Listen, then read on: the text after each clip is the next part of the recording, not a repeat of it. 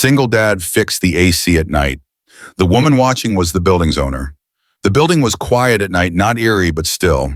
The kind of silence that only came after hours when the office workers were gone, the hum of computers had stopped, and the world outside seemed to sleep. Jack Harris wiped his hands on his jeans and checked the thermostat again. Second floor, Unit 2B. Too hot to sleep, the message had said. He wasn't on shift tonight, but overtime meant dinner for his daughter and maybe a better pair of shoes for school. He rolled his tool cart down the carpeted hallway and knocked on the office door. No one answered. That's when he noticed the woman standing in the shadows across the hall. She was in business attire, simple but expensive, with her dark hair tied up in a loose bun. A silk scarf hung from her neck, slightly crooked, like shed rushed out. Her eyes were focused on him. "Hi," Jack said politely. "Maintenance, I got a call about the AC." She studied him for a moment too long, then nodded toward the thermostat. "Yes, I think the system's struggling. I didn't expect anyone to come this late." "No trouble," Jack replied, kneeling beside the unit. "I've got a daughter. Sometimes it's quieter to work at night anyway." The woman tilted her head at that, a flicker of interest softening her sharp features. But she said nothing else. Jack popped the panel open. A burnt capacitor. Easy swap. He moved with practiced hands, steady, efficient. Years of fixing things with less than ideal tools had made him good at making the most of what he had. "Do you do this full time?" the woman asked suddenly. "Maintenance, yeah. Been doing it since my wife passed. I needed something stable, something with hours that'll let me pick Lily up from school." She fell quiet again, watching as he finished the repair. When the unit clicked on, the cold air hummed back to life. "All done," Jack said, standing and wiping his hands. "Give it a few minutes, thank you," she said. Most people would have ignored a late-night call like that. Jack gave a modest shrug. Can't afford to let small jobs slip. "Every bit helps." "Lily," she repeated. "That's your daughter?" He nodded, surprised. "Yeah, she's 7. Loves painting everything she sees, even if it's the kitchen table." A small smile touched the woman's lips. "That sounds wonderful." What Jack didn't know, not yet, was that the woman standing in the hallway wasn't just a tenant working late. She was Evelyn Grant, the owner of the entire building, CEO of Grant Holdings. And she hadn't meant to stay late, but something about the silence of the place, and now this man, had made her linger. She had built empires, closed billion-dollar deals. She could change a city skyline with a signature. But standing in the hallway in the middle of the night, watching a quiet, tired single dad fix an old AC unit, she felt something she hadn't in years. Something real. The next day came too early. Jack nudged Lily awake with a gentle tap on the shoulder. She was curled up on the old couch with a pink crayon still in her hand, her hair in a halo of sleep-tangled curls. "Time for school, kiddo." "5 more minutes," she mumbled. Jack smiled, brushing her cheek. "That's what you said yesterday." He moved to the tiny kitchenette of their 1-bedroom apartment and started breakfast. 2 slices of toast, half a banana for each of them. No eggs today, maybe on Friday if the paycheck cleared early. Lily shuffled to the table, dragging her worn sneakers behind her. Jack noticed. "What happened to your school shoes?" She shrugged. "The bottom came off yesterday. I tried to glue it." He crouched down, inspecting the peeling sole. His heart sank. Again. He didn't want her to see the disappointment in his face. "Okay, he'll fix it better tonight. Promise." That night, after another maintenance request, same building. Floor 3 this time, a leaking sink.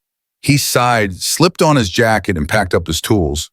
When he reached the building, the front doors were locked for the night, but Evelyn was there, standing just inside the glass. Jack blinked. "You again?" She smiled softly, unlocking the door. "Seems like you're the one always saving the day." Jack stepped inside, pushing his cart past her. "Just doing my job." But this time Evelyn followed him. "Not to supervise, just to talk." "You didn't tell me your daughter's an artist," she said as they reached the unit. Jack laughed. She thinks she is. She drew a giraffe yesterday that looked like a sad balloon. I'd like to see it, Evelyn said almost without thinking. Jack turned to her surprised. You would have, Evelyn paused. Yes, I think we lose sight of what matters when we get older. And a kid drawing a giraffe balloon might be exactly what I need. Saturday mornings were sacred in the Harris household. No alarms. No work orders. Just Jack, Lily, and whatever their old coffee table could hold, usually a mix of cereal bowls, crayons, and the newest creation from Lily's imagination. That morning she was drawing a castle. Is that where princesses live? Jack asked, sipping his coffee. Lily grinned. Nope, it's for giraffes, giraffe princesses. See the long door? He chuckled. Of course. Silly me. There was a knock on the door. Jack frowned. He wasn't expecting anyone, and the landlord never knocked that politely. He opened it and froze. Evelyn Grant stood on the doorstep in jeans and a soft gray sweater, holding a small bakery box. Hi, she said almost shyly. I was in the neighborhood, and I brought something. Jack blinked. You found the only neighborhood with a broken sidewalk and a leaky mailbox. She smiled. Well, I thought maybe Lily could use some real breakfast. And maybe I could meet the artist behind the balloon giraffe. Lily peeked from behind Jack. Hi. Evelyn crouched to her level. Hi, Lily. I'm Evelyn. I heard you draw amazing castles. Lily beamed. This one's for giraffes. Want to see? Evelyn followed her to the table like it was the most natural thing in the world. They sat for nearly an hour, Jack slightly stunned, Evelyn enchanted, and Lily glowing. By the time she left, she had 2 crayon drawings in her purse and pink glitter on her sleeve. As the door closed, Jack watched her walk down the cracked sidewalk, heels in one hand, smile lingering. He wasn't sure what surprised him more, that she came, or how badly he wanted her to come back. Jack wasn't used to receiving help.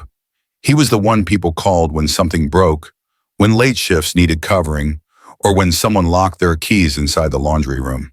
That was his rhythm, quiet, reliable, expected. But 3 days after Evelyn's surprise visit, the rhythm shifted. It was raining again. Lily had caught a cold, and Jack had missed half a day of work to stay with her. He made her soup, read her stories, and promised the universe he'd fix that drafty window next paycheck.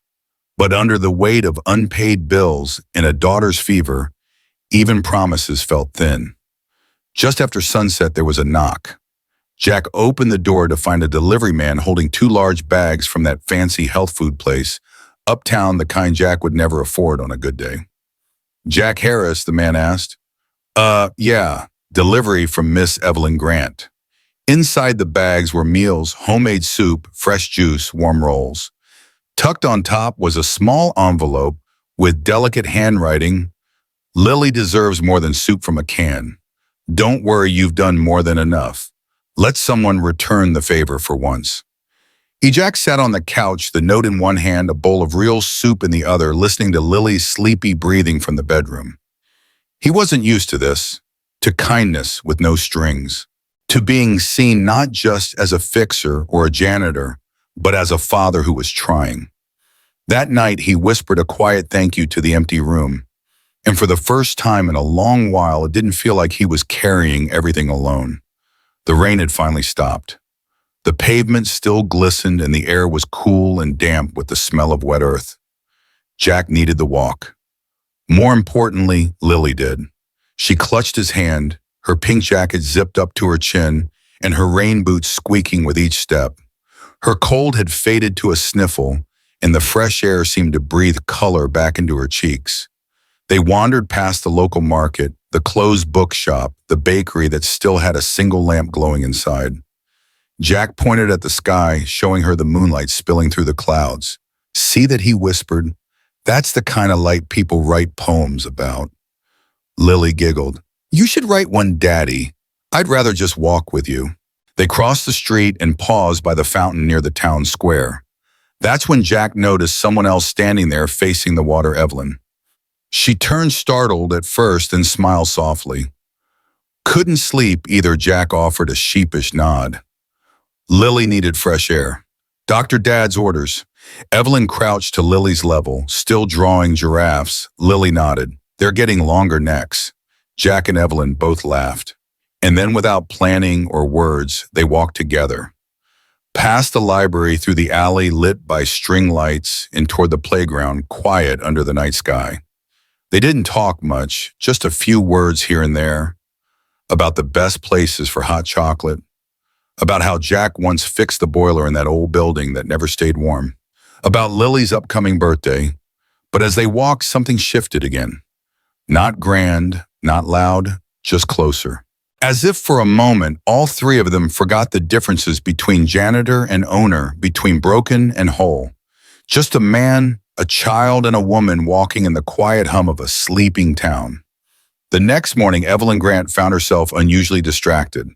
Her assistant had noticed it, papers unreviewed, her coffee gone cold, even her forgetting a scheduled call with the board. Evelyn, who was normally as precise as the ticking of her father's gold watch, was off balance. She blamed it on the night walk. Or maybe not the walk itself, but what it stirred. Jack's quiet warmth. The way Lily's hand fit so trustingly in his. The peace Evelyn felt, so unfamiliar, it made her chest ache. She had lived so long in boardrooms at galas, in polished apartments with locked doors and city views. But with them, it had felt real, human. That afternoon, Evelyn stopped by the cafe near the building for a tea. She didn't expect to see Jack sitting in the back corner, filling out a form with Lily coloring beside him. He looked up surprised but not uneasy. "Hey," he said with a smile. "Didn't expect to see you here." She sat across from him, uninvited but welcomed. "What are you working on?" Jack held up the form. "School application. Lily's teacher thinks she's ready for the enrichment program downtown. I'm just trying to figure out how we get there." "It's far," Lily chimed in. "There's music and art and science with gooey stuff," Evelyn laughed softly.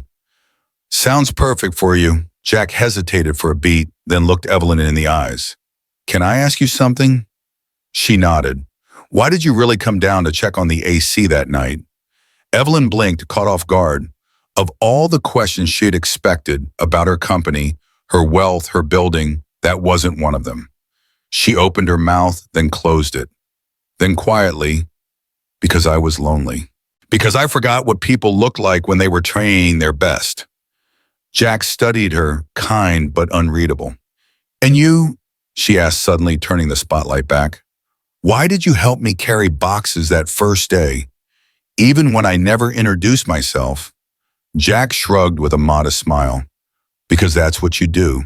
You help when someone's struggling." They were quiet after that. The silence wasn't awkward.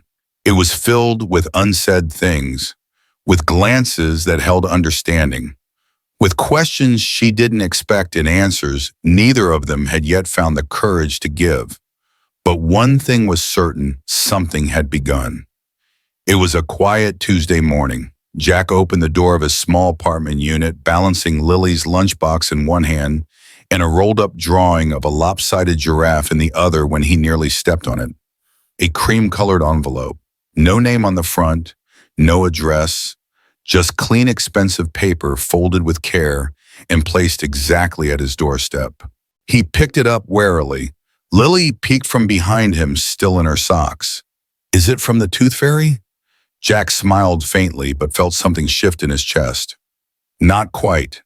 Inside was a single sheet of heavy stationery, handwritten in looping, confident script. "Dear Jack, you once said people help when someone is struggling. I believe that too, which is why I hope you'll accept this. I know you may not. You're proud. But maybe pride looks different when it's about giving your daughter the life she deserves. The scholarship for Lily is already approved, transportation included. Just say yes. Or don't. Either way, no strings." Warmly, Jack read the letter twice, then once more. His first instinct was to say no, to crumple it up and shove it in his coat pocket, never to mention it again. But then he looked at Lily, humming to herself as she tied her sneakers. She had no idea what was at stake. No idea how hard he'd fought to keep things steady, how many nights he'd gone without sleep or food, so she'd have what she needed. And no idea that someone had just given her a shot he could never afford alone. Jack exhaled slowly and looked out toward the hallway, toward the elevators, the floor of the building that Evelyn Grant technically owned. This wasn't charity. It was a door. And maybe, just maybe, it was okay to walk through it. The school auditorium buzzed with quiet excitement, parents adjusting cameras, teachers guiding students into place, and toddlers already bored in itchy sweaters. Jack sat in the third row from the front, his knees awkwardly squeezed between the narrow seats, a program clutched in one hand. He had circled Lily's name 3 times. Lily Carter Twinkle, Twinkle, Little Star, keyboard duet. It wasn't a professional concert, it wasn't fancy, but to Jack, it was everything. He had borrowed a clean shirt from his neighbor, the one good pair of shoes, hair combed back, and next to him an empty chair, saved with a quiet hope. He hadn't expected Evelyn to come. He hadn't even told her about it. But as the lights dimmed and the principal stepped forward, the chair remained unoccupied. Jack exhaled and smiled anyway. Lily would shine. That was what mattered. Then just as the curtains began to part, there was a quiet rustle at the end of the row. She slipped in like a shadow Evelyn Grant, wearing a soft gray coat, her hair loosely pulled back and no bodyguards or assistants in sight. "Am I late?" she whispered. Jack blinked. "You're just in time." Lily stepped onto the stage, tiny and radiant, under the bright lights, sitting at a keyboard twice her size. She glanced into the crowd, squinting. When she saw them, her dad and Evelyn next to him, she beamed. And for the first time that week, Jack saw her swing her legs with confidence, not nerves. Her tiny fingers hit the first note. A little off key, but perfect. Evelyn leaned over during the applause and whispered, "She's brave. She gets it from her mom," Jack said quietly. "And a little bit from, well, the people who believe in her." Evelyn didn't answer, but she didn't have to. She stayed in that seat for the whole recital. She clapped the loudest. And when Lily ran off the stage, it wasn't just Jack she hugged. It was both of them, 2 chairs, 1 new beginning. After Lily's recital, Evelyn spent the evening with Jack and his daughter, ice cream laughter, a rare moment of peace. She ignored her phone until later that night. Back home, she noticed a missed call. Curious, she picked up. "Ms. Grant," said Victor, "there's been a leak. Someone is targeting the HVAC project Jack helped you with." Evelyn's heart sank. "They're investigating him, his past, your connection. If we don't act fast, this could backfire on both of you." She stared out at the city, realizing that by pulling Jack into her world, she might be putting him at risk without him even knowing it. The next morning, Jack returned to work as usual, not expecting anything beyond fixing more broken vents. But Evelyn showed up at the maintenance bay herself, no assistants, no limo. She handed him a folder. "This is for you." Inside, a formal job offer, head of operations for the new green building project. Salary benefits, even tuition support for Lily. Jack was speechless. "I don't understand. Why me?" "Because you care," Evelyn said quietly. "Because you fix things. Not just machines, people too." Jack hesitated. It was everything he never dared to hope for. But what would it mean for his quiet life? For Lily, Jack stood awkwardly in the glass-walled boardroom, surrounded by executives in suits. He wore his cleanest work shirt and still felt out of place. Evelyn introduced him. "This is Jack Carter. Here's the reason we're ahead of schedule. And he'll be advising directly on the project's core systems." There were raised eyebrows, whispers, a few polite nods. But when Jack spoke, clear, calm, and focused, they listened. He explained how a simple airflow redesign could cut energy costs by 20%. He didn't use business jargon. He just told the truth. By the end of the meeting, the skeptical faces had softened. Evelyn caught his eye as they walked out. "You belong here," she said. Jack wasn't sure if she meant the company or something more. Lily burst into Jack's arms after school, beaming with joy. She came back, "Daddy, the giraffe lady came to my class." Evelyn, dressed casually, not like a CEO, had surprised Lily's classroom for a storytelling visit. She even brought the same silly plush giraffe from the diner. The kids loved her. Later that evening, Jack found Evelyn in the courtyard quietly sipping tea. He thanked her. "I wanted to keep a promise," she said, smiling softly. Jack saw it clearly now. She wasn't just watching from above. She was stepping into their lives slowly and with care. Not as a billionaire, as someone who wanted to belong. Late one evening, Jack was finishing a repair when he turned to find Evelyn standing quietly in the doorway of the maintenance closet. She wasn't dressed like the building's owner tonight, just a woman in a hoodie and jeans holding 2 paper cups. "I figured you'd still be working," she said, handing him coffee. They sat on overturned crates, the small room filled with the scent of tools dust and something new in spoken trust. Evelyn asked about Lily, about Jack's days before this job. Jack shared a little more than usual. Then gently, Evelyn admitted, "I don't really know how to be around people who don't want something from me. But I'm trying." Jack met her gaze. "You're doing just fine."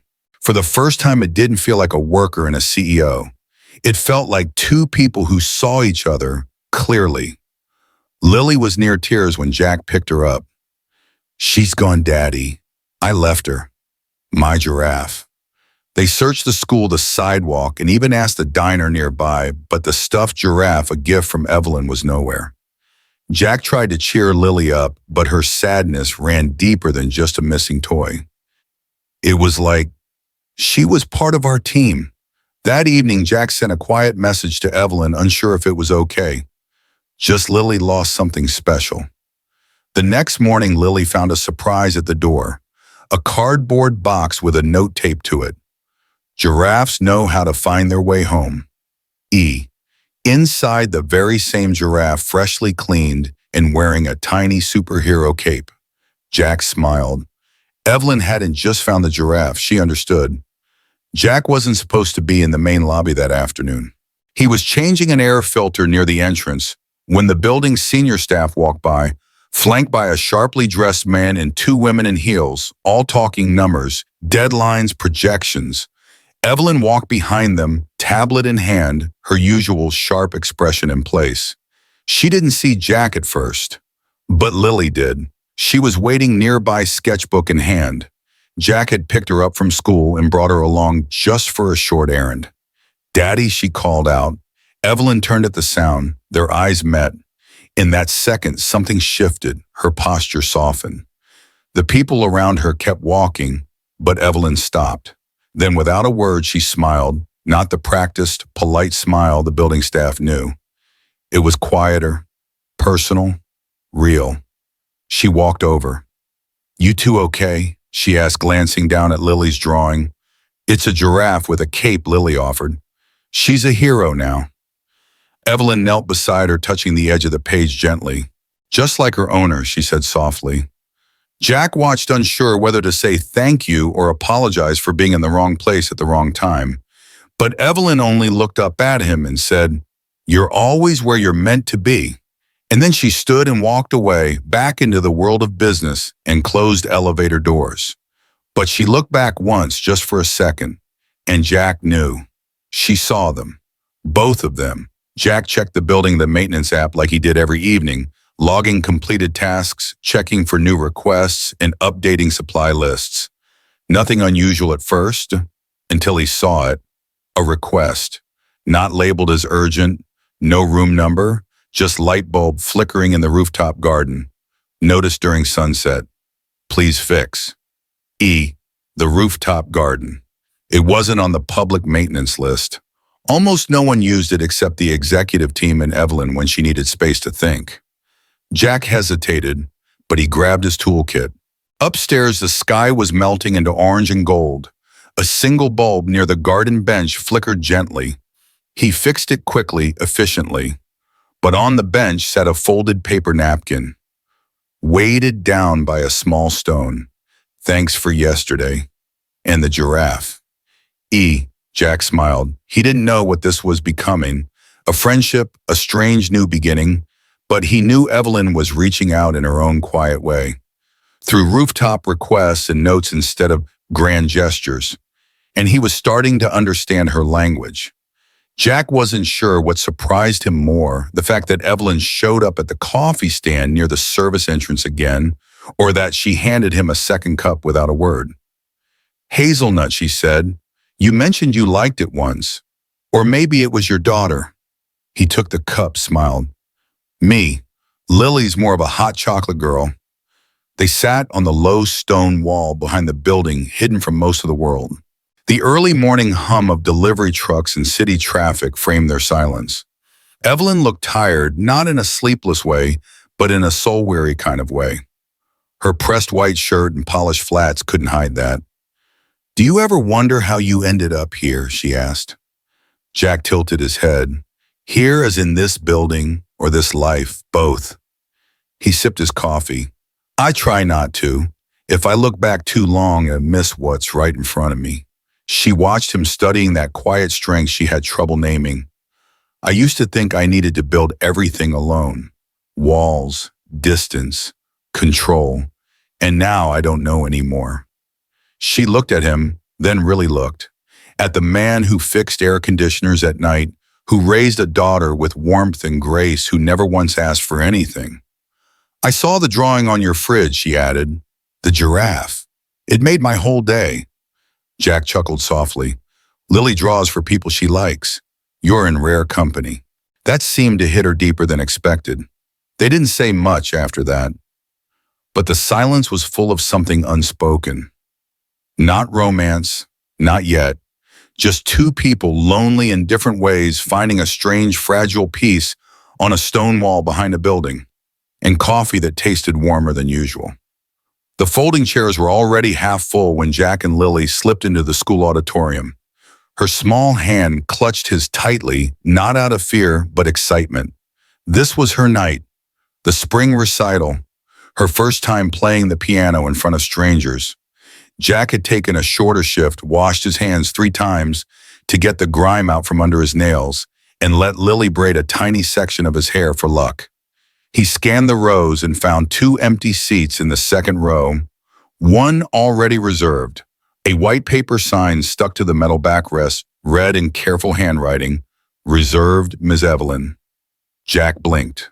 You think she's coming? Lily whispered, noticing it too. He hesitated. I don't know, sweetie. The lights dimmed and the small stage filled with little feet and stiff collars. The music teacher introduced the program. One by one, children took their turns, some shy, some bold, all doing their best. And then Lily walked up. She was in a blue dress that once belonged to her mother, hemmed by Jack and taped at the seams. She smiled, took a deep breath, and played. It wasn't perfect. She missed a note. Her foot slipped. But the room went quiet in that special way, not forced silence, but the kind that happens when everyone leans in unexpectedly, moved. When she finished, there was a beat of stillness, then applause. Real applause. Jack stood clapping like his heart might burst. And next to him, just as he turned to look, the reserved chair was no longer empty. Evelyn had slipped in quiet and almost invisible in the crowd, but her eyes were locked on Lily, proud, soft, wet. Jack met her gaze. She nodded once. It wasn't grand, no dramatic entrance, no speech, just a woman who showed up, who wanted to be part of something real. That night, as the chairs scraped back and kids ran to their parents, Lily ran to her dad, but she also stopped halfway and hugged Evelyn around the waist. Did you see me? She asked. I wouldn't have missed it for the world, Evelyn whispered. And Jack knew some chairs once reserved don't stay empty forever. The recital ended with sticky juice bottles, awkward thank yous, and proud parents trying to take blurry photos. Jack didn't have a smartphone, but Lily didn't mind. She said memories were better when they weren't behind a screen. The sky outside had turned heavy, a low blanket of gray that finally broke as Jack zipped Lily's jacket. Rain poured in wide sheets, soaking the sidewalk in seconds. Jack glanced at the distant bus stop and sighed. Well, run for it, he said, already knowing his shoes would squelch by the time they made it home. But before he could take a step, Evelyn's voice stopped him. Come with me. I brought the car. Jack turned. She held a small black umbrella, barely big enough for one. Her driver, a man Jack hadn't noticed earlier, stood quietly beside a sleek town car. Lily's eyes lit up. We get to ride in that, Evelyn smiled. Of course, Jack hesitated. He'd always avoided favors, especially ones that came with leather seats and chrome trim. But tonight felt different. Not charity, just kindness. He nodded. Just this once. Inside the car, Lily hummed softly, cradling a single rose from her teacher. She leaned against Jack's arm, content. Evelyn sat across from them, watching quietly as if she didn't want to break the peace. You have a good daughter, she said at last. I know, Jack replied. She's everything. Evelyn's voice dropped softer. Do you ever get tired of doing it all alone? Jack looked down at his hands, callous, dry, honest. Sometimes. But then she smiles and somehow, I'm less tired. The car slowed outside their building, the kind where the wallpaper peeled and the elevator creaked like an old man's knees. Jack expected Evelyn to wrinkle her nose. But she didn't. I'll walk you in, she offered. He blinked. You don't have to. I want to. So the billionaire woman with perfect shoes walked into a hallway that smelled like dust and boiled cabbage. She stepped over a loose tile. She stood beside Jack as Lily opened the door and yelled, Home it wasn't grand, but it was theirs. Thank you, Jack said, turning to Evelyn. For the ride, for showing up, for not treating us like a story. She met his eyes. You are a story, Jack, the kind I wish I'd known sooner. And then she left umbrella-tilted shoes splashing through the puddles. Jack stood in the doorway a long time after. He didn't know what chapter this was, but he knew the story wasn't over. Not yet. It was a quiet Sunday morning, the kind Jack always liked best. Soft light spilling through the window, pancakes browning unevenly on the skillet, and Lily humming as she colored at the table. The apartment smelled of flour and something hopeful. Jack flipped the last pancake and turned toward the door just as a soft knock echoed through the room. He opened it slowly. Evelyn stood there holding something small in her hand, not a gift bag, not a phone, but a key. Jack frowned, not understanding. I had a spare maid, she said gently, to the small studio in my building, 4th floor. It's quiet, safe, just better for her, for both of you. He looked at the key, then back at her. You didn't have to, I know, but I wanted to. There was no grand pitch, no strings attached, just a woman who had sat in their peeling kitchen and decided they deserved more. I'm not saying move, she added quickly, not unless it's right for you, but it's there. When not, if you're ready. Jack stared at the key. It was cold metal, ordinary, and somehow heavier than he expected. I don't want to owe you, he said quietly. You don't, she replied just as softly, but I want to be in your corner. Behind him, Lily peeked from the table. Is that Miss Evelyn? Evelyn knelt. Hi, sweetheart. I brought something else, too. From her coat pocket, she pulled out a sketchbook and a new set of colored pencils, the kind with real pigment, not dollar store wax. Lily's eyes widened. Are they mine if your dad says so? Evelyn said, glancing up at Jack. He sighed, shook his head with a smile, and stepped aside. Come in. Pancakes are still warm. She did, and that morning over syrup and laughter, something shifted. Not a rescue, not charity, just the first quiet turn of a key, not just to a new place, but to a different kind of life. Jack hadn't worn a tie in years. He stared at his reflection in the cracked bathroom mirror, the knot crooked the shirt collar too tight. His old work boots didn't match the pressed slacks Evelyn had insisted he borrow. But Lily had beamed when he came out of the bedroom that morning. Daddy, you look like someone important, she said. He chuckled, brushing her bangs out of her eyes. I just look like someone trying. The interview was scheduled at 10 a.m. sharp. Evelyn had mentioned it days earlier, a building maintenance position at a property she co-owned but didn't micromanage. Good hours, stable pay, health benefits. More importantly, room for growth. It's yours to lose, Shed told him. But Jack didn't take anything for granted. He stepped into the sleek office lobby, feeling painfully out of place among the glass walls and brushed steel. The receptionist smiled. Mr. Carter? He nodded. Please, right this way. Jack followed her down a hallway into a small conference room. Inside sat two people, a woman in her 30s with a clipboard and a man in a clean gray blazer. Neither was Evelyn. Jack felt both relieved and disappointed. The woman spoke first. "Jack Carter, right? Your file was unexpected." Jack cleared his throat. "In a bad way?" She smiled. "Not at all. You come highly recommended." Jack blinked. "By who?" The man leaned forward. "Someone who says she trusts people who fix things quietly. Said you fix more than just air conditioners." Jack rubbed the back of his neck, unsure how to respond. The woman looked up from her notes. "Can I ask why you're interested in this job?" He exhaled slowly. "Because I've worked hard every day of my life. I know tools. I know people. I don't mind late hours or busted pipes. But mostly, I want to give my daughter something steady, something I never had." There was a pause, then the man smiled. "Sometimes that's the best reason." The rest of the interview passed in a blur, questions, nods, a tour of the maintenance layout. Jack didn't try to impress. He just told the truth. About years fixing things with what little he had. About keeping a girl fed and safe. About never calling in sick because he couldn't afford to. By noon, he was back on the sidewalk, the cool air brushing against his skin. His phone buzzed. A text. "Evelyn, you did great. They already told me." He stared at the screen. Then he looked up, past the street, past the noise, and let himself smile. Not because he got the job, but because this time someone believed in him before he even walked in. The key turned easily in the lock. Jack stood at the doorway, Lily beside him, a half-eaten muffin in her hand, and wide-eyed curiosity in her gaze. The hallway outside was quiet, no leaky pipes, no flickering light bulbs.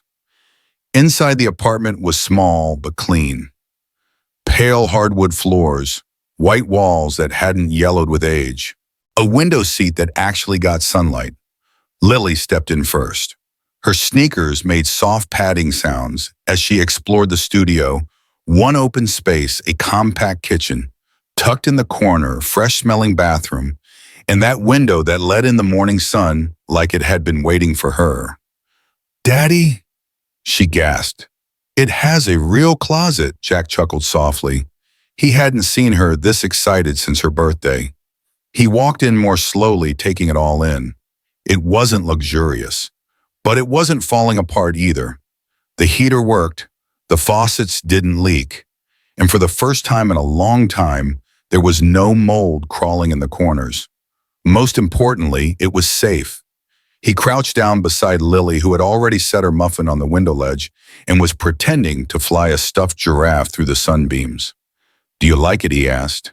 She nodded. "It's warm." That word stuck with him. Not big, not new, just warm. He stood and walked to the window, letting the sunlight fall on his face. For the first time in months, maybe years, he didn't feel like he was failing. He didn't feel like he was surviving on scraps of luck. He felt maybe like he belonged here. Behind him, Lily asked, "Will Miss Evelyn and come visit?" Jack smiled, still facing the window. "I think she will, if we invite her." A quiet beat passed before Lily added, "Can we paint the walls purple?" He turned to her. "Purple," she grinned. "Only the bottom half." He laughed, that kind of warm, chest-deep laugh that comes out when the world finally stops fighting you. "Well, see." The sun stretched longer into the room as the day crept by, wrapping the little apartment in gold. It wasn't much, but it was light. It was hope. And for Jack, it felt like a promise he might finally be able to keep. Jack and Lily are invited to Evelyn's home for dinner. Unlike all the times Jack's been called to fix something this time, he's simply a guest, something unfamiliar to him. The atmosphere is warm and welcoming. Evelyn, with her usual quiet kindness, reminds Jack that he doesn't have to earn his place at the table. Lily laughs, freely enjoying the food and company. Jack, though hesitant at first, slowly relaxes. Over stories and dessert, he realizes he's not being judged or expected to repair anything. He's just being accepted. As they leave, Jack thanks Evelyn. She smiles and says, It's just dinner, but they both know it means more. For once, nothing needed fixing, and that was enough. Back at her penthouse, Evelyn stands quietly by a large window, the same one that cracked months ago but was never replaced. It overlooks the city, but to her it feels like it overlooks her past, polished high above and deeply isolating. Tonight, though, she doesn't feel alone. She runs her fingers across the old fracture, remembering how Jack once offered to fix it and how she told him not to bother. It wasn't the glass she feared fixing, it was what lay beyond it. Now, after everything, she sees a crack differently. It doesn't look like damage anymore. It looks like a path, messy, imperfect, but real. She doesn't call for a repair. She leaves it as is. A week after the recital, Evelyn invites Jack to meet at the rooftop garden of her building, a quiet green space above the noise of the city. Jack arrives unsure if this is another opportunity, another job offer, another favor. He's grateful but guarded. Evelyn surprises him. "I'm not offering you a job," she says gently. "I'm offering you time. With me. With Lily. If you want it." Jack is stunned. He's used to being useful, not wanted. Evelyn doesn't pressure him. She just says, "This isn't about fixing things. This is about choosing." Jack looks at her, really looks, and realizes he already made that choice long ago when he stayed late to fix a broken fan and found something more valuable than any paycheck. He smiles. "I choose yes," he says. Weeks later, Lily's school holds a family day picnic. Kids are running around, laughter fills the air, and families sit on blankets beneath trees. Jack and Evelyn arrive together not as boss and worker, not even quite as a couple yet, but as something warmer, deeper. Lily clutches both their hands as they walk across the field. At their spot, Evelyn lays out lunch. Jack brings the drinks. Lily arranges 3 chairs and runs off to join her classmates. Evelyn notices one chair is slightly off to the side. "Why 3? Lily grins. "In case Mommy comes back." "But if she doesn't, maybe you can sit there." Evelyn's eyes soften. Jack puts an arm around her quietly. They sit not to replace anyone but to be present. The empty chair stays not as a symbol of what's missing, but as a space open for healing or memory and for whatever comes next. Months later, the apartment building's AC hums steadily, Jack's handiwork. The rooftop garden is fuller now, with new benches and a tiny herb patch Lily helps Evelyn tend. Jack isn't just the man who fixed things anymore. He's the man Evelyn counts on, the father Lily leans into, and the quiet strength that held them all together when no one else saw. They still take things slow, dinners at home, silly dance nights, walks to school. No grand declarations, no headlines, just quiet, real love. And every now and then, Evelyn catches Jack looking at the ceiling, fans he once repaired, and smiling not because they work, but because fixing them brought him here, right where he was always meant to be.